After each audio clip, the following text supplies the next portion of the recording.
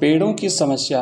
एक हिंदी प्रेरक कहानी। एक राजा बहुत दिनों बाद अपने बगीचे में सैर करने गया, पर वहां पहुंचकर उसने देखा कि सारे पेड़ पौधे मुरझाए हुए हैं। राजा बहुत चिंतित हुआ। उसने इसकी वजह जानने के लिए सभी पेड़ पौधों से एक एक करके सवाल पूछने लगा। ओक वृक्ष ने कहा, वह मर रहा है क्योंकि वह देवदार जितना लंबा नहीं है। राजा ने देवदार की ओर देखा तो उसके भी कंधे झुके हुए थे, क्योंकि वह अंगूर लता की भांति फल पैदा नहीं कर सकता था। अंगूर लता इसलिए मरी जा रही थी कि वह गुलाब की तरह खिल नहीं पाती थी। राजा थोड़ा आगे गया तो उसने एक पेड़ पर नजर आया जो निश्चिंत था, खिला हुआ था और ताजगी में नहाया हुआ था। राजा ने उस पेड़ से पूछा, बड़ी अजीब बात है, मैं पूरे बाग में घूम चुका, लेकिन एक से बढ़कर एक ताकतवर और बड़े पेड़ दुखी हुए बैठे हैं, लेकिन तुम इतने प्रसन्न नजर आ रहे हो, ऐसा कैसे संभव है?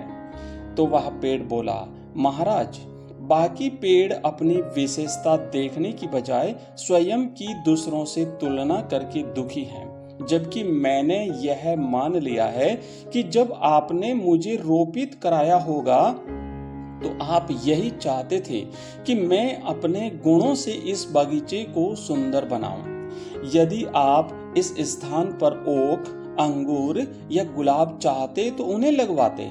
इसलिए मैं किसी और की तरह बनने की बजाय अपनी क्षमता के अनुसार श्रेष्ठतम बनने का प्रयास करता हूं और प्रसन्न रहता हूं। मित्रों, इस कहानी से हमें ये शिक्षा मिलती है कि हम अक्सर दूसरों से अपनी तुलना करके स्वयं को कम आंकने की गलती कर बैठते हैं। दूसरों की विशेषताओं से प्रेरित होने की बजाय हम अफसोस करने लगते हैं कि हम उन जैसे क्यों नहीं हैं। हम सभी में कुछ ऐसी योग्यता है जो अन्य लोगों में नहीं है। जरूरत है तो सिर्फ उन्हें पहचानने की और उस गुणवत्ता को और विकसित कर अपने क्षेत्र में सफलता प्राप्त करने की। अगर हम यकीन कर लें कि हम सफल हो सकते हैं तो इससे दूसरे भी हम पर विश्वास करने लगते हैं।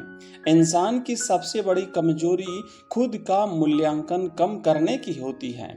हमें अपनी कमियां पता होना अच्छी बात है, इनसे हमें यह पता चलता है कि हमें किस क्षेत्र में सुधार करना है।